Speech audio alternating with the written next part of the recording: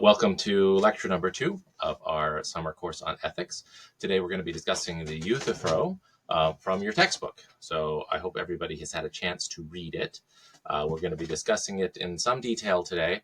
And when we discuss books in the lecture section, which is mostly what we're going to be doing in the lecture section, I would encourage you to open up your book.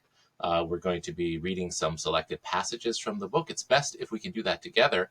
And then what I like to do is write in my books, and I take notes in my books. Now, this book, I believe, is something on the order of $20. It may be a little bit less than that if you can get it used.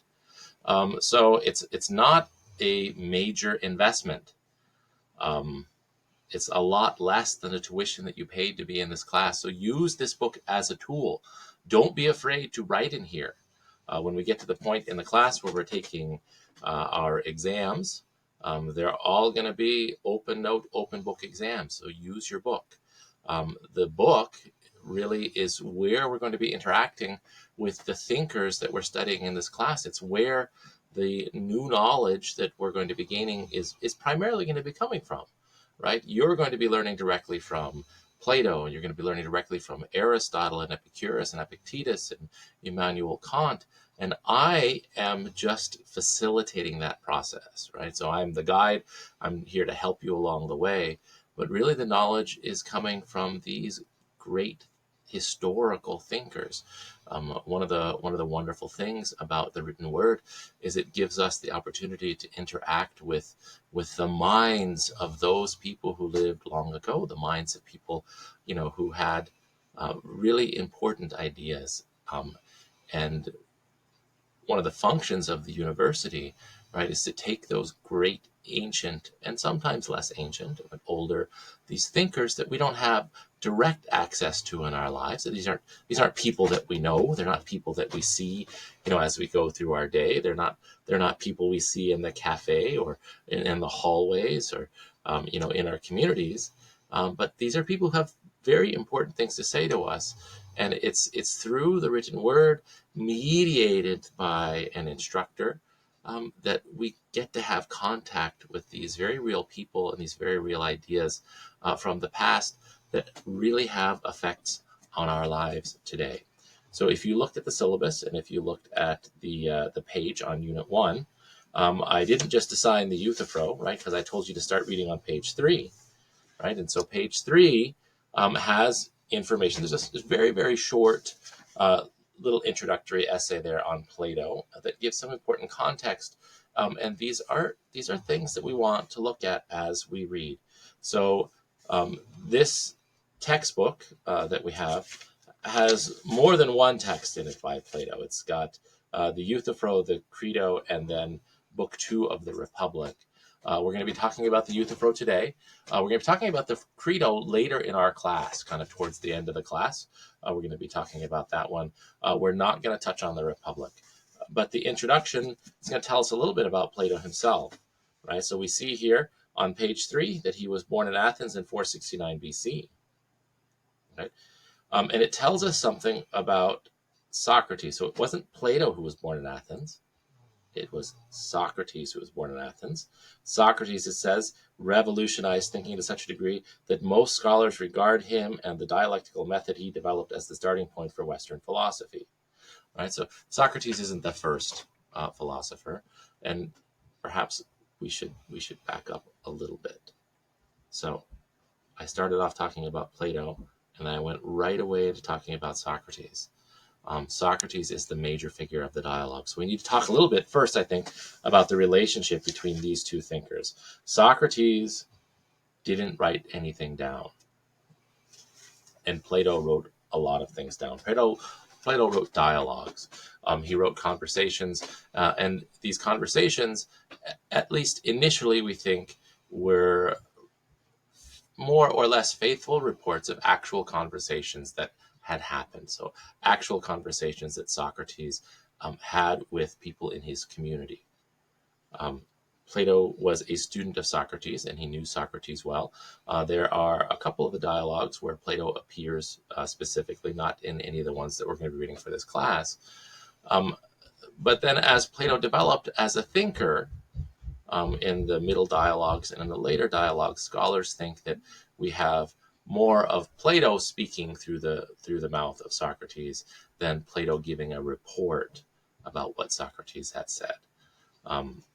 For the purposes of this class, considering what we are reading, which is a couple of the early dialogues of Plato, we can kind of class them as the same. So that Socrates speaks for Plato and Plato speaks for Socrates, and there's not going to be a lot of distinction on that. If we were going to get into Republic Book 2, that would be something of a difference, but we're not. We're going to, and Plato does talk in there about virtue, and he talks about different types of people and things like that, and but it's more of a political text than it is an ethical text. So we're going to be skipping over that and going into Aristotle. But your compiler, Gordon Marino, who compiled your textbook, is writing about Socrates. So he says, born in Athens in 469 BC, Socrates revolutionized thinking to such a degree that most scholars regard him and the dialectical method he developed as the starting point for Western philosophy. Now, certainly, Socrates wasn't the first person doing philosophy in the West, right? And we see that even in the dialogues of Plato. One of the middle dialogues of Plato is called the Parmenides, and it's about another philosopher. Now, Socrates is a character in that dialogue. Socrates probably is the voice of Plato in that dialogue. And Parmenides is an older figure in that dialogue. He was older than Socrates. And so and he was using a rational method, but it was not the same as the method of Socrates. Socrates had a really interesting method in that he liked to just ask people questions. He liked to ask people questions and see what the reason was for what they believed. And we're going to see this method, called the Socratic method, is going to be on display in the euthyphro and the Credo, which we're going to read later, but more in the euthyphro. So he really did revolutionize thinking. And that's why we're starting with him also. So you remember last time we talked about how philosophical ethics and moral philosophy is different from the moral and ethical traditions that preceded them, which were based upon religion, tradition, and quite a bit of superstition. Whereas Socrates wants to place that foundation, that footing for ethical thinking on reason. And we will see that he's going to do that in the euthyphro, right?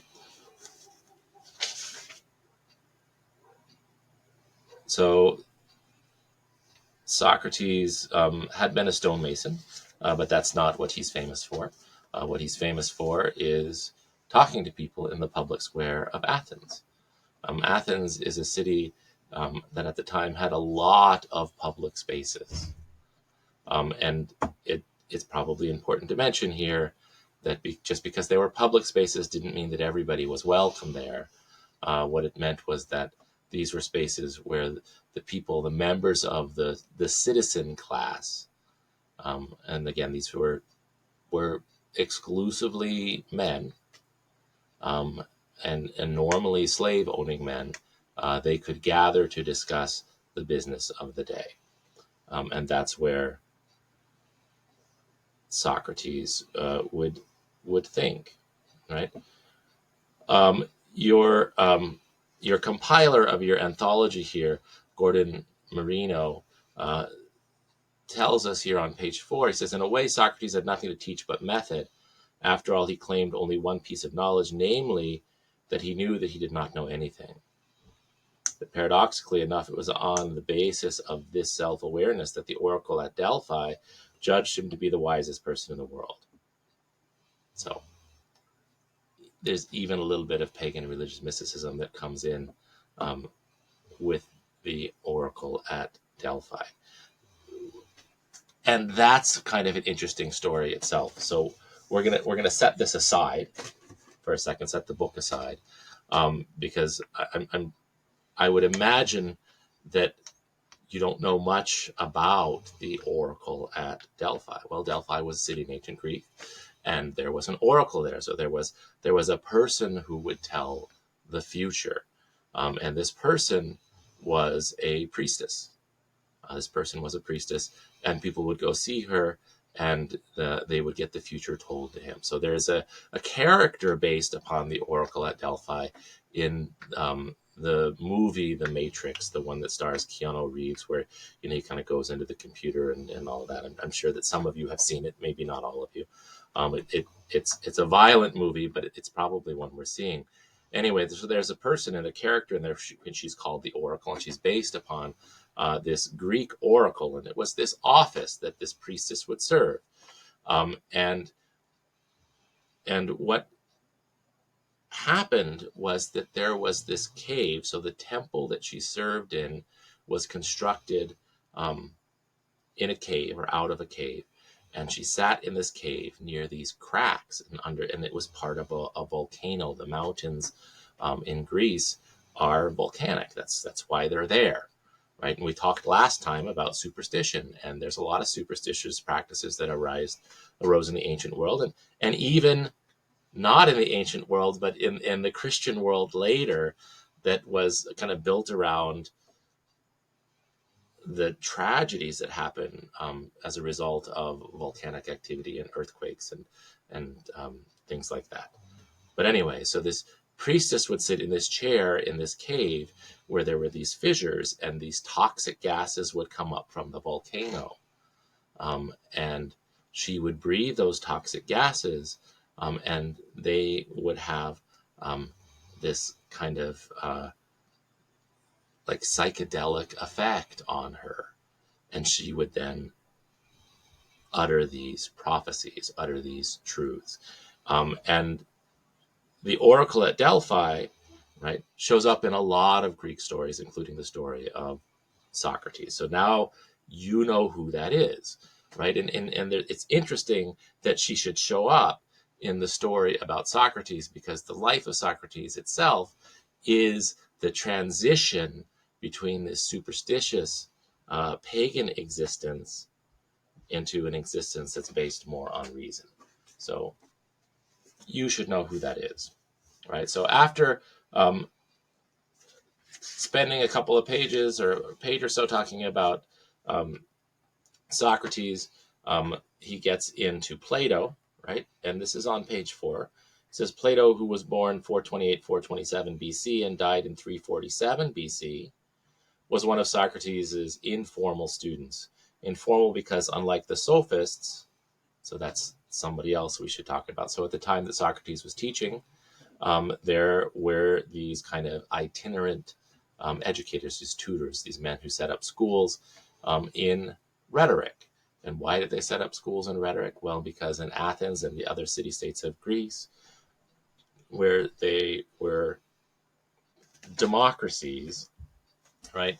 And to call them democracies, you should probably put it in quotations, democracies, because not everybody got to participate, but there was a large number of male citizens who did participate. So the skills of rhetoric and of oratory were really important in public meetings, and they could lead to a person having authority, power, prestige, and esteem among his fellow citizens. And this led not only to esteem, but also, eventually to economic benefit for people as well. And so these sophists would go and they would teach rhetoric. Socrates did not. He did not charge for what he taught.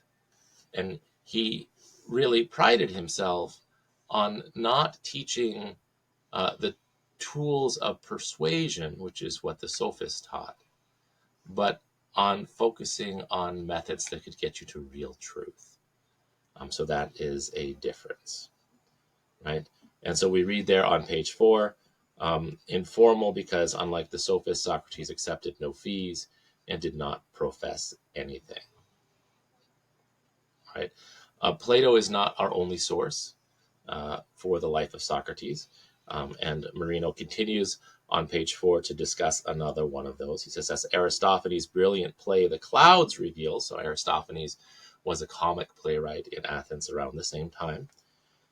There were citizens who believed that Socrates' style of questioning undermined faith in the gods of the city, and it was for this lack of faith that Athens was being punished. Socrates was brought up on charges of sowing doubts about the gods and of corrupting the youth. He was unsuccessful in this ironic self-defense, and he was executed by being forced to drink hemlock. Right? So the selection that we're going to read later in the semester, Crito, is set in Socrates' prison cell as he's awaiting the execution. The selection that we're going to discuss today, the euthyphro, is set right before Socrates' trial.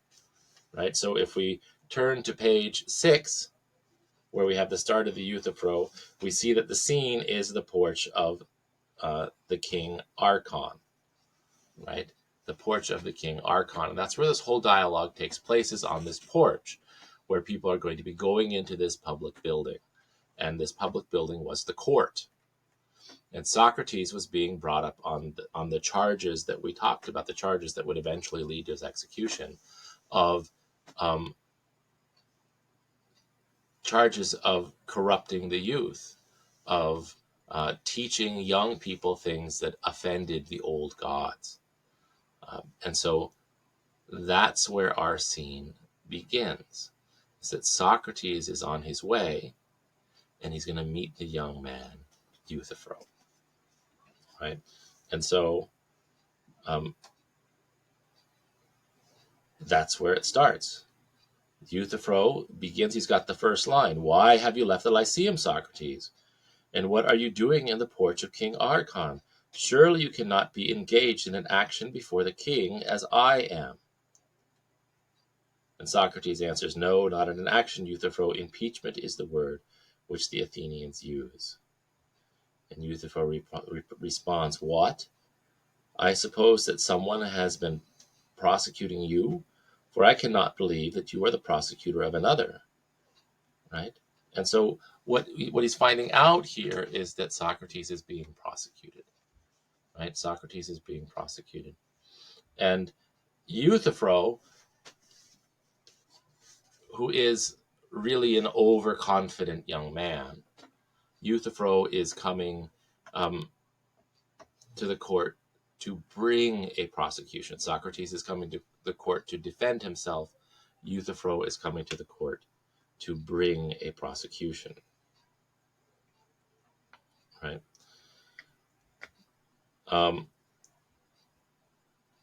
And so Euthyphro asks Socrates, well, what is the charge? And Socrates answers, this is on page 7. He says he knows that the youth are corrupted, and who are their corruptors. Right? And he has found me out and is going to accuse me of corrupting his young friends. Right? So this is going to be the trial of Socrates. Right? He continues, and this is halfway down page 7. He says, he brings wonderful accusation against me, which at first hearing excites surprise. He says that I am a poet or maker of gods, and that I make new gods and deny the existence of old ones. This is the ground of his indictment. Right? So this is the ground, that Socrates is constructing new gods and tearing down the old gods. Right? And so Euthyphro says, you are a neologian.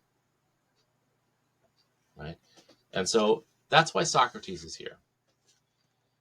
Right? And now we're going to find out why it is that Euthyphro is here. Right? And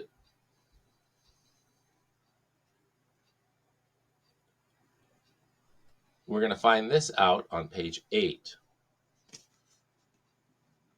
Right? We're going to find this out on page 8. And Euthyphro doesn't really want to exhibit, or rather, it's not really that he doesn't want to tell Socrates. He wants Socrates to kind of draw it out of him. So there's this exchange. right? There's an exchange on page 8, and he says, Socrates asks, says, and what is your suit? Are you the pursuer or defendant, Euthyphro? And Euthyphro says, I am the pursuer. And Socrates says, of whom? And Euthyphro says, you will think me mad when I tell you whom I am pursuing. Why? Has the fugitive wings? And Euthyphro says, no. Nay, he is not very volatile at his time of life. And Socrates asks, who is he? And Euthyphro responds, my father. Right? Your father? Good heavens, you don't mean that. Yes, says Euthyphro, and of what is he accused? Murder, Socrates. And so we have something here, right, where Socrates is here because he's accused of corrupting the young, right? And as he's going into the trial, accused of corrupting the young, he's going to meet this young man that we're going to find doesn't listen to Socrates and who thinks that he is pious and a believer in the old gods. And the young man is the one who actually has turned against his father. So there's this table turning that's going on here, where the corrupt young man is Euthyphro, and the virtuous old man is Socrates. But each of them is in the position of the other one. So let's pay attention to that as the dialogue proceeds. Right? And so Socrates, thinking that Euthyphro's father must be an honorable man, right?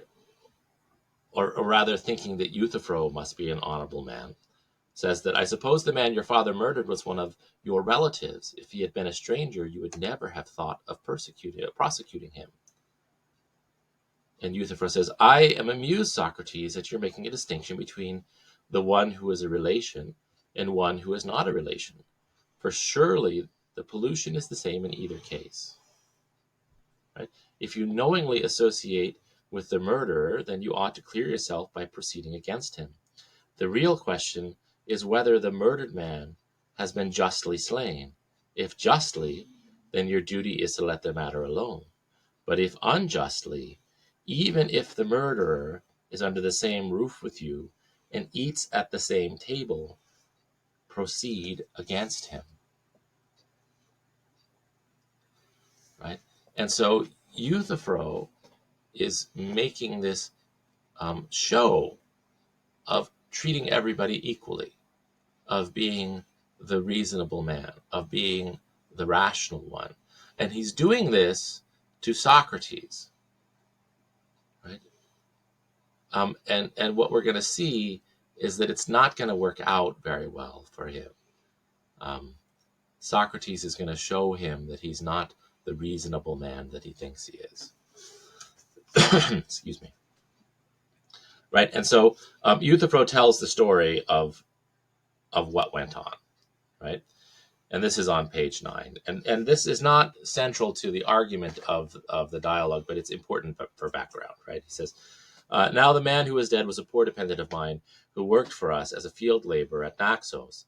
And one day, in a fit of drunken passion, he got into a quarrel with one of our domestic servants and slew him. My father bound him hand and foot and threw him into a ditch, and then sent to Athens to ask a diviner what should be done with him. So basically, he had a servant who had gotten drunk and killed another servant, and he was restrained. He was restrained in kind of a brutal way, but he was restrained, and then the authorities were sent for to determine what should be done. So that's the background. Right? He says, in the meantime, he had no care or thought of him, being under the impression that he was a murderer, and that even if he were to die, there would be no great harm. And this is just what happened. For such was the effect of cold and hunger and chains upon him, that before the messengers returned from the diviner, he was dead. And my father and family are angry with me for taking the part of the murderer and prosecuting my father. They say he did not kill him. And if he did, the dead man was but a murderer, and I ought not to take any notice. For that son is impious who prosecutes a father. That shows, Socrates, how little they know of the opinions of the gods about piety and impiety. Right, so we have Euthyphro, who is taking the part of this slave who was a murderer and who died while being held while awaiting the authorities.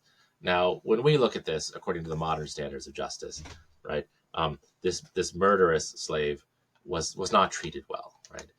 He should have been restrained, he should have been held, right, until the right authorities could get there, but he should have been held and restrained in a way that was not going to endanger his life, and that's not what happened.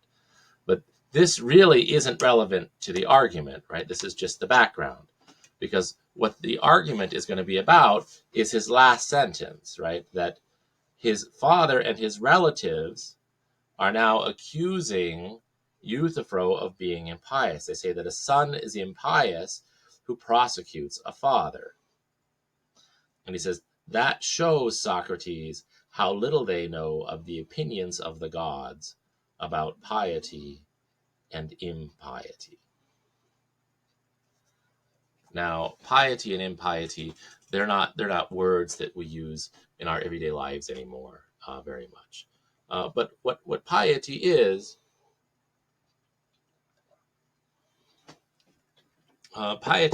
concerned with right religious observance, right? So in the time that we're reading about, there was pagan piety, which was making the right sacrifices to the pagan gods. And in our own time, we have Christian piety, right? Christian piety would be, saying your daily prayers, praying for your enemies, observing the commandments, going to church on Sundays. These are the kind of the marks of piety. And so we're not talking right now about ethics, right? This first text that we're reading is not about ethics. This first text that we're reading is about piety, which is related to non-philosophical ethics. And what Socrates is going to show us is that piety is not a simple question. But Euthyphro thinks it is, right? And Socrates knows that Euthyphro thinks it is, and he's going to have a little bit of fun with this arrogant young man, right? And he starts right away. Good heavens, Euthyphro! And have you such precise knowledge of piety and impiety, and of divine things in general, that supposing the circumstances to be as you state, you are not afraid that you too may be doing an impious thing in bringing an action against your father? Right? So he's saying, are you sure? Are you sure? Right? And Euthyphro, in his pride, answers right away. The best of Euthyphro, he says, the best of Euthyphro, and that which distinguishes him, Socrates, from other men, is his exact knowledge of all of these matters. What should I be good for without that? Right, so he's setting himself up as an expert, right, in his pride. And one of the reasons that he has to do this is because he's doing something that his family thinks is impious, right? So he has to either be wrong in what he's doing, or he has to know more than them. And he takes that perspective, right? That he knows more than them. And Socrates is going to have a little bit of fun. Like I said, he's going to take him at his word, right? And he's going to ask him to explain, right? And so at the bottom of page 9, we see that Socrates is going to tell him, says, I have become your disciple. So I am going to learn from you, right? I have become your disciple. Now you, Meletus, as I shall say to him, acknowledged Euthyphro to be a great theologian and sound in his opinions. And if you think of him, you ought to think the same of me, and not have me into court. You should begin by indicting him who is my teacher, and who is the real corrupter, not of the young, but of the old, that is to say, of myself, whom he instructs, and of this his old father, whom he admonishes and chastises. And if Meletus, and Meletus is the one who's prosecuting Socrates, refuses to listen to me, but will go on and will not shift the indictment from me to you, I can do no better than to say to the court that I challenged him in this way. Right? So Socrates is telling Euthyphro that here on the steps of the courthouse, Euthyphro should instruct him in what is pious and what is impious, and then Socrates will have a defense at his own trial.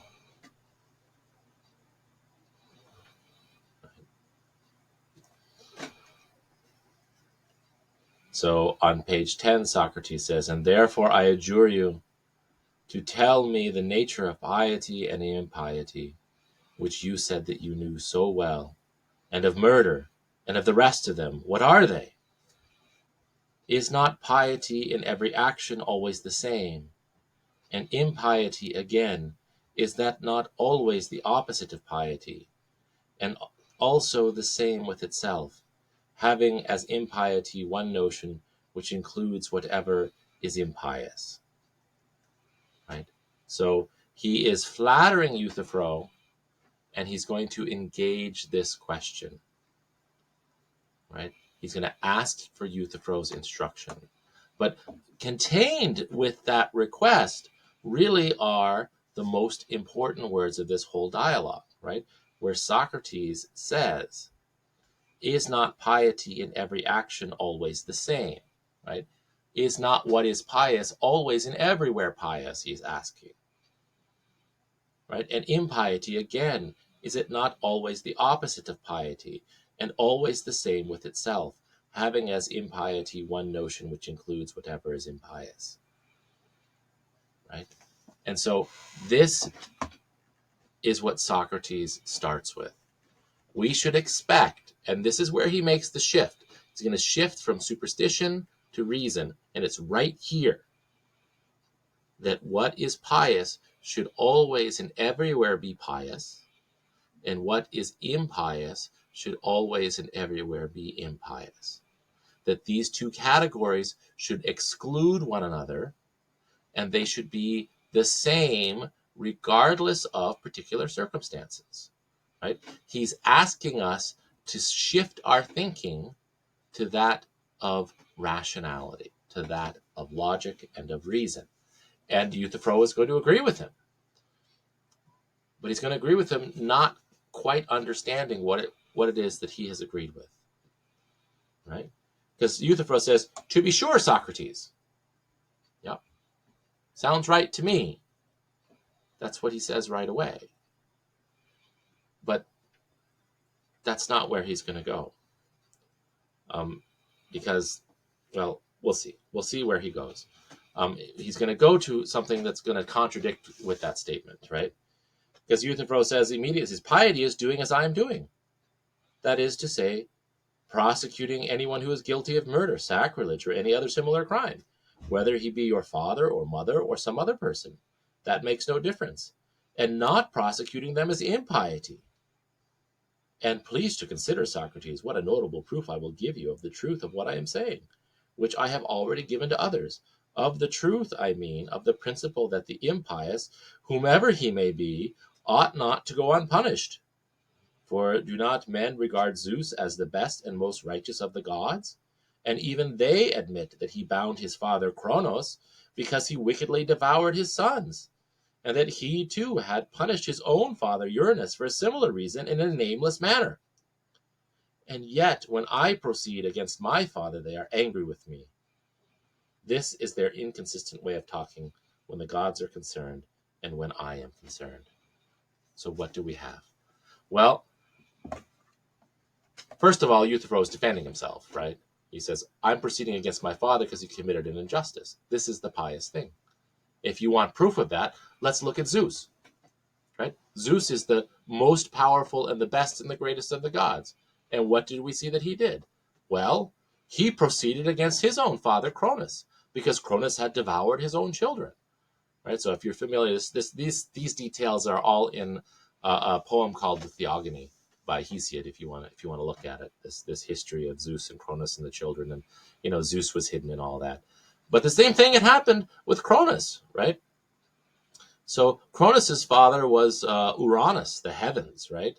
And Uranus used to come down and make love to Gaia, the earth, and he didn't want the children. He tried to destroy them, right? And the same thing happened, and Cronus rose up against his father in rebellion, and then Zeus rose up against his father in rebellion. But what Euthyphro is telling us is that these aren't rebellions, these are acts of piety, just like what I'm doing. That it doesn't matter if it's the father who commits the injustice, the son is pious in proceeding against him to correct that. Right? Right. And so Socrates is going to ask him, right? Socrates is going to ask him. And this is on page 11, right? Socrates says, "Do you really believe that the gods fought with one another and had dire quarrels and battles and the like, as the poets say, and as you may see represented in the works of the great artists?" Right? Well, do you really believe that all those stories, Euthyphro? Right? Because he's telling them, so he must believe them. And Euthyphro immediately says, "Yes, Socrates, as I was saying, I can tell you, if you'd like to hear them, about many other things about the gods, which would quite amaze you." Right? And then Socrates kind of cuts him off, right?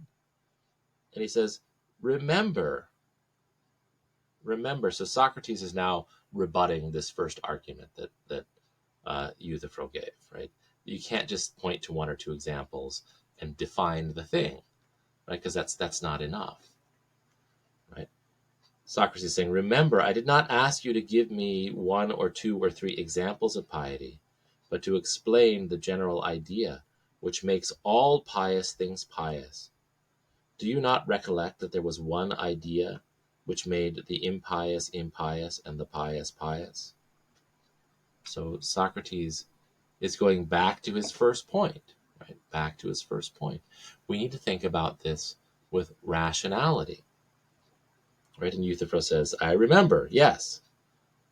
And then Socrates, well, then tell me what this is. And then I shall have a standard to which I may look and by which I may measure the nature of actions, whether yours or anyone else's, and say this action is pious and that is impious. So he's looking for a standard. He's looking for a rule. He's looking for a method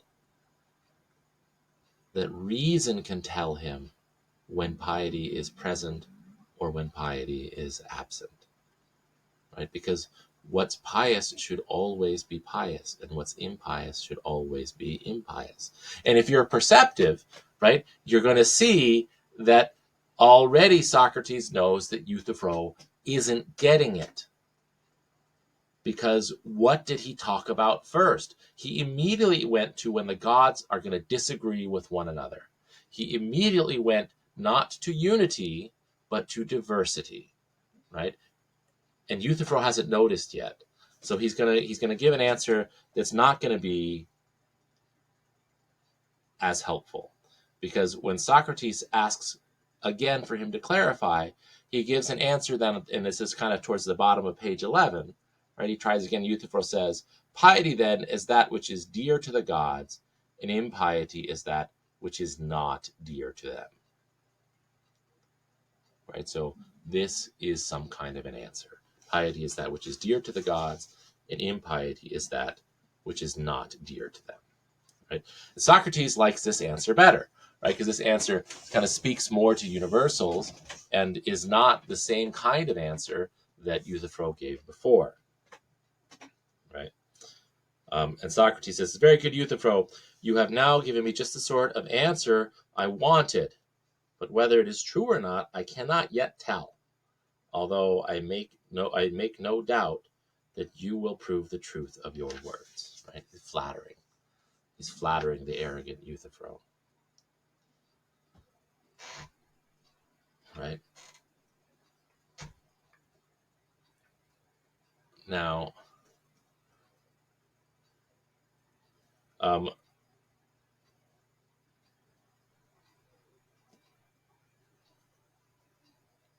on the bottom of page 12, we're going to get at his rebuttal a little bit, right? Um,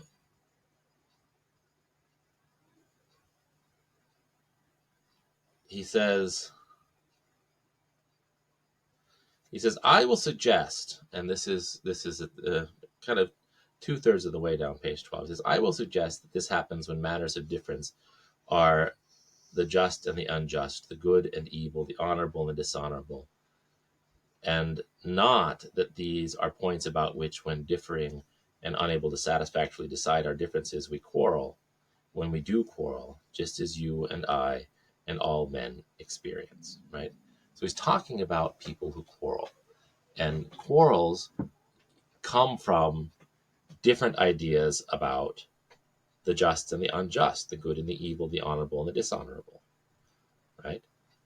And Euthyphro says, yes, Socrates, that is the nature of the difference about which we quarrel, right? And he's talking about people in general. When there are quarrels between people in general, this is what they quarrel about. And then Socrates says, and the quarrels of the gods, noble Euthyphro, when they occur, are they of like nature? Right? And he says, yes, they are. So Socrates says, they have differences of opinion, as you say, about good and evil, just and unjust, honorable and dishonorable. Right?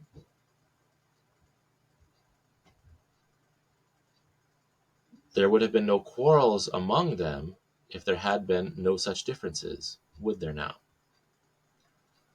So he's saying that the gods, the pagan gods, disagree about these questions, just and unjust, honorable and dishonorable. If they didn't disagree, they wouldn't quarrel, right? And Euthyphro agrees. And then Socrates asks, does not every man love that which he deems to be noble and just and good, and hate the opposite of them? And Euthyphro says, very true. And then Socrates says, then the same things as appear are hated by the gods and loved by the gods, and are both hateful and dear to them. Right? Because what Socrates is saying is that the gods quarrel with one another, and what they quarrel about are the things that are loved by them and the things that are hated by them. Right? And Euthyphro is saying that what is pious is that which is pleasing, or which is dear to the gods. And Socrates is pointing out to him, we have all these stories about gods who fight with one another. It's a really hard thing to put your finger on what's pleasing to them and what is hateful to them. They don't agree with one another, right? So Socrates says, he said, the same things as appears are hated by the gods and loved by the gods, and are both hateful and dear to them. And then Euthyphro agrees, and Socrates now has him, right? He says, that upon this view, the same things, Euthyphro, will be pious and also impious, right? And Euthyphro says, that, I suppose, is true.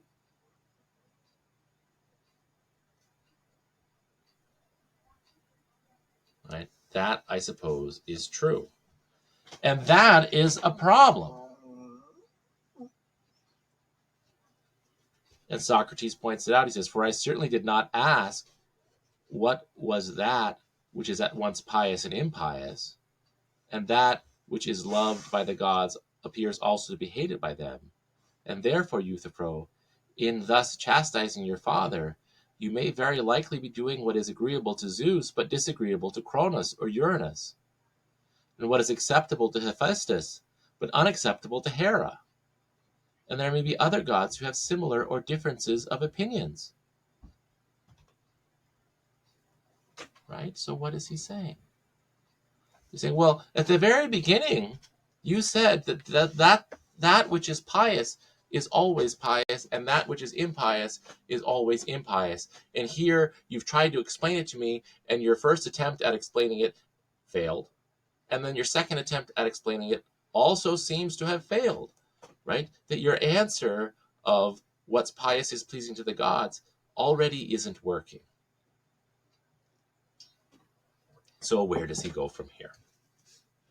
Right? He says, but I believe, Socrates, that all the gods would be agreed as to the propriety of punishing a murderer. There would be no difference of opinion about that. Right? There would be no difference of opinion about that. So what is he saying? Well, there are some questions of piety that disagree with your definition, right? There are some acts that are sometimes pious and sometimes impious, but then there are other acts which are always pious and other acts which are always impious, right? And so, in kind of our modern parlance, what do we call this? This kind of strategy that Euthyphro is doing, we call this goalpost shifting, right? He keeps moving the goalpost down the field, because Socrates is defeating one of his arguments after another, one after another, after another. Right?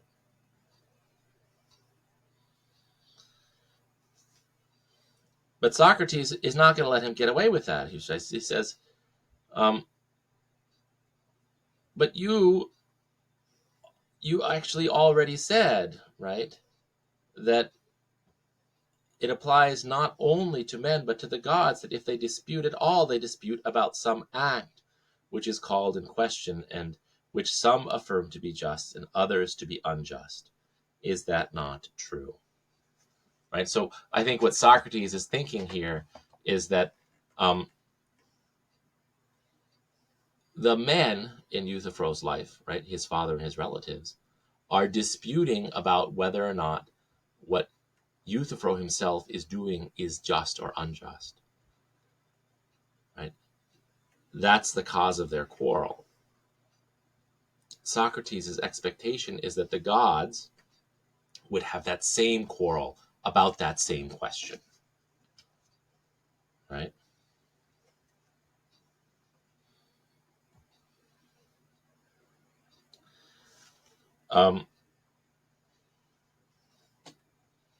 So they continue.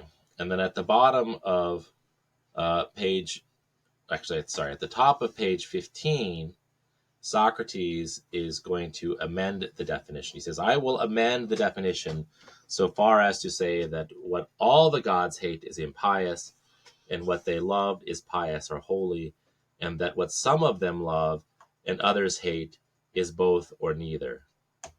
Right? Shall this be our definition of piety and impiety?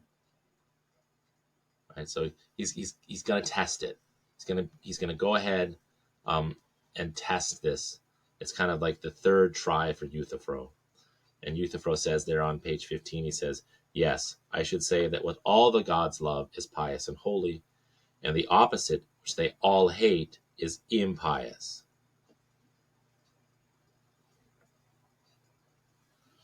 Right? So this is what he's going to test now. And Socrates wants more clarity. So halfway down page 15, he asks Euthyphro to clarify something. He says, that, my good friend, we shall know better in a little while.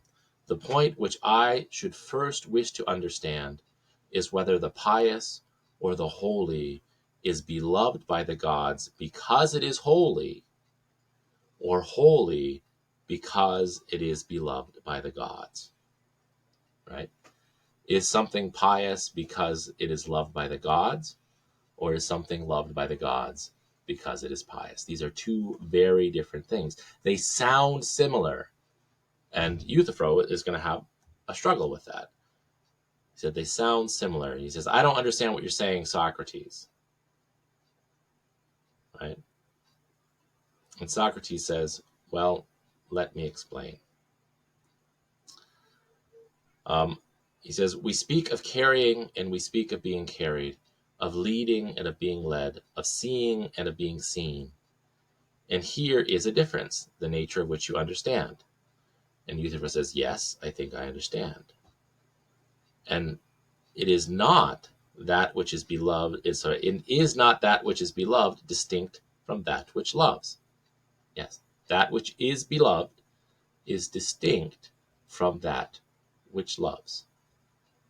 Right? So if you're having a hard time understanding this, that which is beloved is distinct from that which loves, just think of people who own cats, right?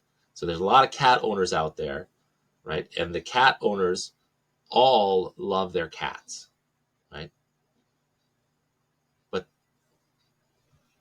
so that which loves is the cat owner, right?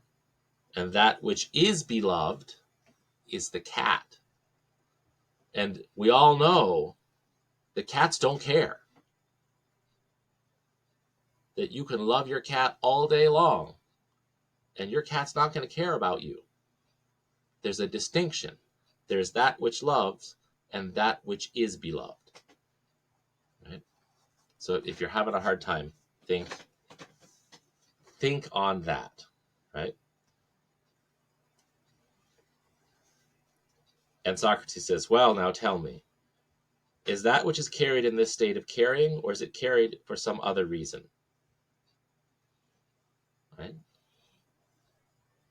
That's hard. So think about that again. Is that which is carried in this state of carrying because it is carried, or for some other reason? Right? So is the thing carried a carried thing because it is carried, or is it from some other reason? Right? And Euthyphro says, nope, that is the reason. He says, and the same is true of that which is led and of that which is seen. Right? And Euthyphro says, true. And a thing not seen because it is visible, but conversely visible because it is seen. Nor is a thing in a state of being led because it is led, or in the state of being carried because it is carried, but the converse of this. Right? Sometimes you have to read these things a couple of times. And now I think, Euthyphro, that my meaning will be intelligible. And my meaning is that any state of action or passion implies previous action or passion. It does not become because it is becoming, but it is becoming because it comes.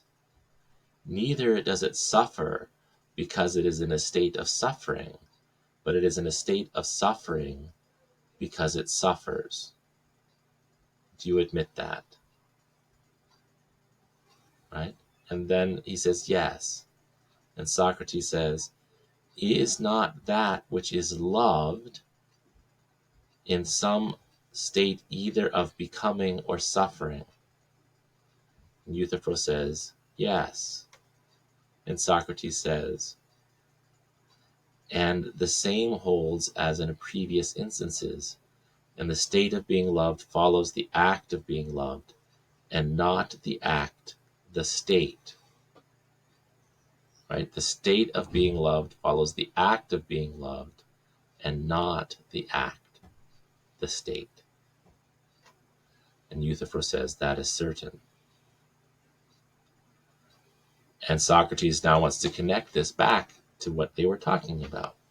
He says, and what do you say of piety, Euthyphro? Is not piety, according to your definition, loved by all the gods? And he says, yes. He says, because it is pious or holy or for some other reason. And he says, no, that is the reason. And Socrates says, it is loved because it is holy, not holy because it is loved. Right? And he says, yes. And this is a key thing, right? That the gods love the pious things because they are pious, not because they love them. So what is Socrates doing here? He's taking us away from the capriciousness of the gods. He's trying to get us to universal definitions so that things can be understood and apprehended with human reason. That's what he's doing. That's what he's doing.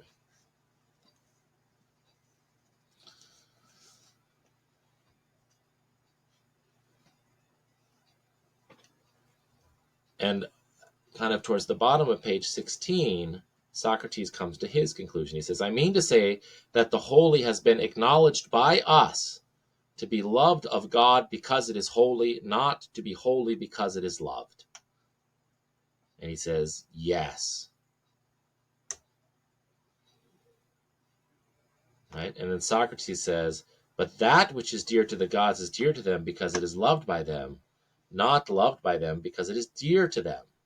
And Euthyphro says, true.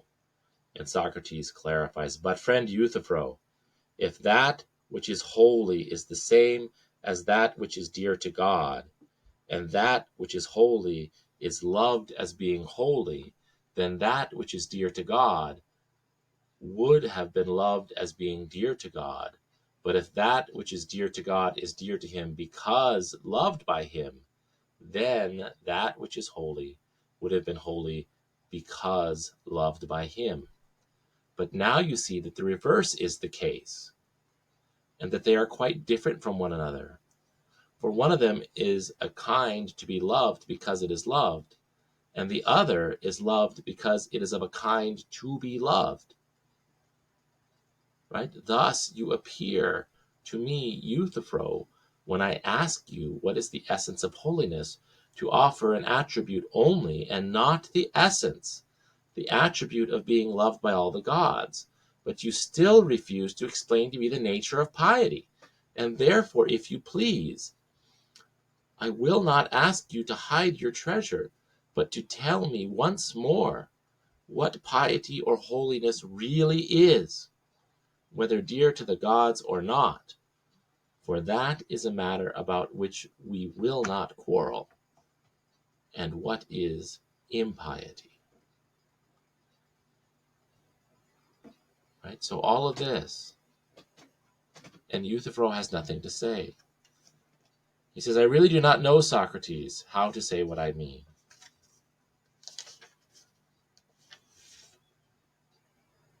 He doesn't know.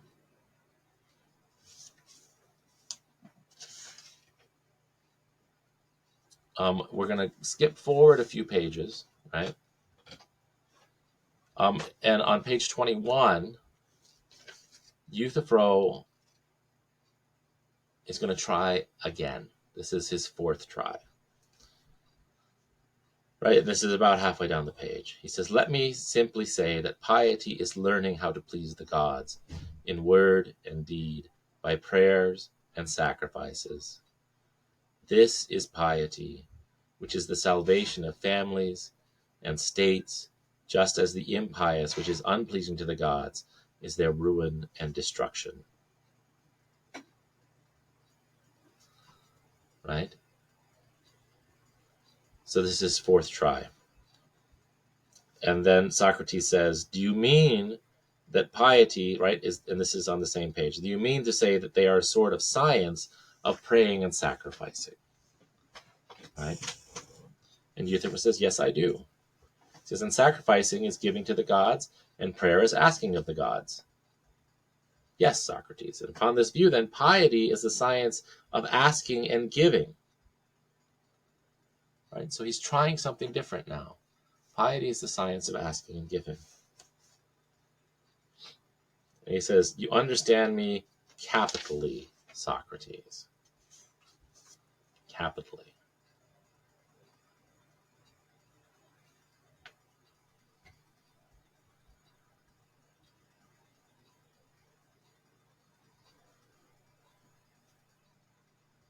Right? And then on page 22, and we're getting really close to the end of the dialogue, right?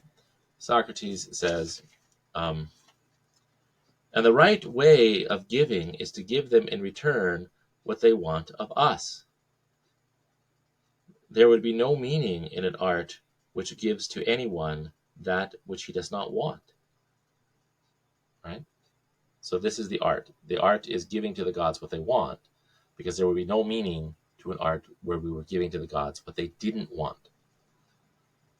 Right? And Euthyphro says, yes, that is right.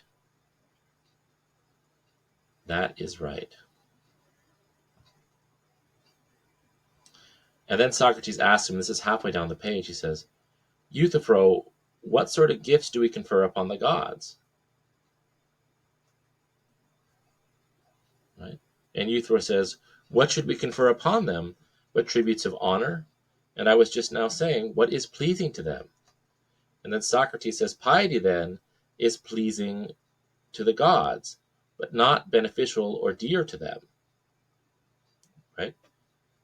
Euthyphro says, I should say that nothing could be dearer. But then Socrates answers, then once more the assertion is repeated that piety is dear to the gods, no doubt. So what has he done? He's gone in a circle, right? He ends up where he started at the beginning of the dialogue, where the first answer that Euthyphro gives is that piety is what's dear to the gods. And then, shortly thereafter, Plato ends the dialogue, right? Plato ends the dialogue because it doesn't make any sense to play the same thing over again, right? Euthyphro has made a circle with his reason, and he's not going to be able to get out of it. So what does this leave us with? Why did we read this book? One, it's a short introduction to reading a dialogue of Plato, and it's relatively easy to understand, and I think it's engaging. You get to see something of what Socrates is like, right? Because he kind of, in the subtext there, you can see many places where he's kind of making fun of the arrogant young Euthyphro, and that can be enjoyable, right? So that's one reason. But there's a more important reason why it's the first book that we read in this class, right? And it's because Euthyphro is coming out of this older, non-critical tradition where he doesn't see that there are logical problems with trying to just do what is pleasing to the gods, right? In a lot of ways, Euthyphro is superstitious, right? What is he there for? Well, he's there to prosecute his father for murder. Is it because his father really did something wrong? Or is it because he wants his father out of the way for some reason or another? Well, we can't tell, right? That's part of the issue here, is that in the terms that Euthyphro brings to Socrates, you can't tell whether what he's doing to his father is right or if it's wrong, right? Because it can't be investigated under reason. And what he comes back to at the end of the argument, right, is that where he was in the beginning, that piety is what's pleasing to the gods, is that he's left in the place where Socrates can't tell in the beginning if the action that Euthyphro is bringing against his father might be something that's pleasing to Zeus, but not pleasing to Cronus and not pleasing to Uranus. We don't know. We don't have a way of telling. And so what Socrates does, and he does it right away in this text, is that he tells us that what we need to pay attention to is that which is pious. And we can replace that which is pious, that which is just, that which is good, that which is beautiful, that which is holy, that which is moral, that which is ethical, should always be the same. It should always be the same.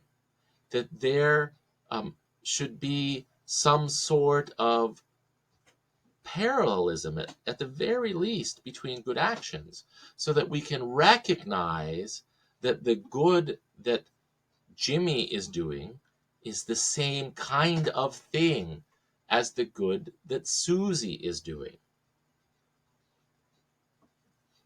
Right? There's also a subtext here that if we begin to get to the point where we can use reason to talk about these things that people quarrel about, that we'll be able to get out of those quarrels. And so, we can remember that in this text, Socrates talks about quarreling. But what is he really referring to? So if we go back and we read the stories about the Greek gods quarreling with each other, what are those except for the brutal wars of human beings? Right? We have the wars of the Greeks against the Trojans.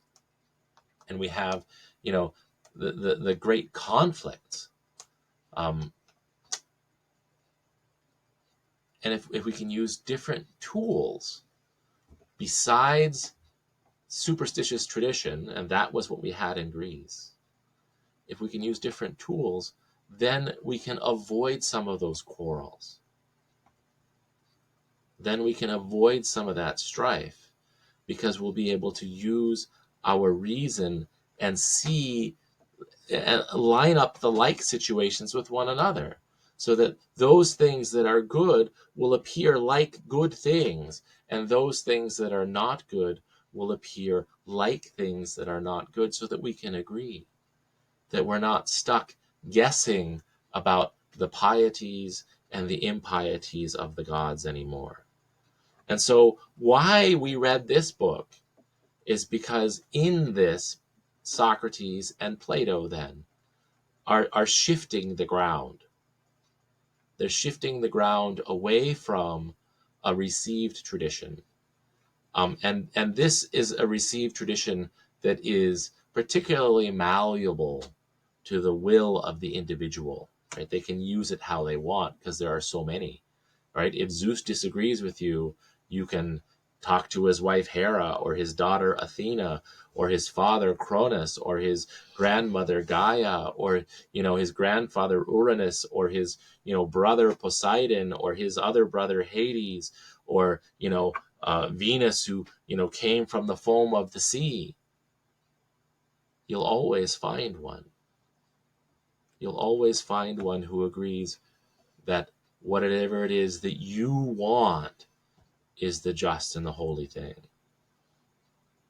And he wants to take our inclinations then and subject them to human reason, to things that are always the same, to things that we can think about and examine and subject to our minds. And so really what he's doing is he's starting philosophical ethics. That's what he's doing in this text. That's why we start here. And you'll see that in a week, when we get to Aristotle, that Aristotle starts already here. He already is answering Socrates in a non-deceptive way, right? He's already answering Socrates in a non-deceptive way.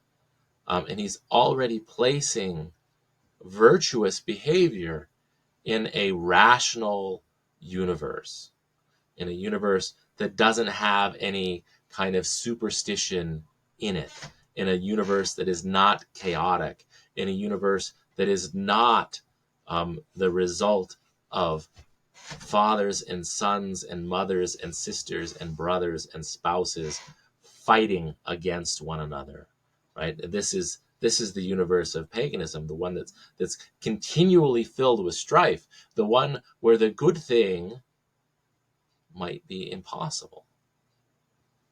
So that's where we are today. That is through the euthyphro. One of the things that I want to say at the end of this lecture, and I do hope that you're still watching, is that there's going to be a lot of content in this course, a lot of things to watch, a lot of things to read. One of the things that is not going to be part of the course, but will help you a great deal, is that there was a television series made a few years ago called The Good Place, and it stars Ted Danson and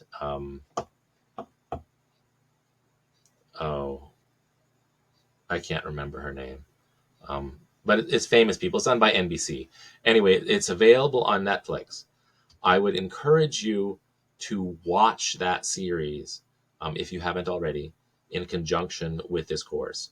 One of the characters in that show, one of the main characters, so there's like 5 or 6 main characters in the show. One of them is a moral philosopher, which is an unusual thing for an American sitcom. Um, but the writers of the show did their research. The writers of the show did their research, and they actually were successful in incorporating a lot of moral philosophy into the show. Now, the character who's the moral philosopher, his name is Chidi Aragonye. He is not a virtue ethicist, so he's not like Aristotle, but he is like Kant, and Kant is going to be one of the major figures that we study in our course. But go ahead and start it now, and I think it'll help. And it's very funny.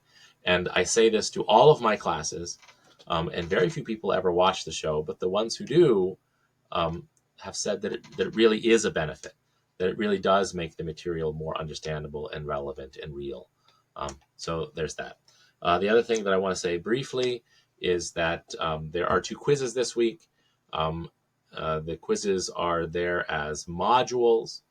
When you complete the module, then you need to, you go to the module, you download the quiz, and then you answer it in an email that you sent to my Finlandia email address, and then I'll grade it and post it on there. And the quizzes are only worth 10 points apiece. When we get to the midterms, those are going to be worth 100 points apiece. So these are kind of minor things, but it's important to keep up because it's a summer class and it's going to go very fast. All right. I will see you all again very soon.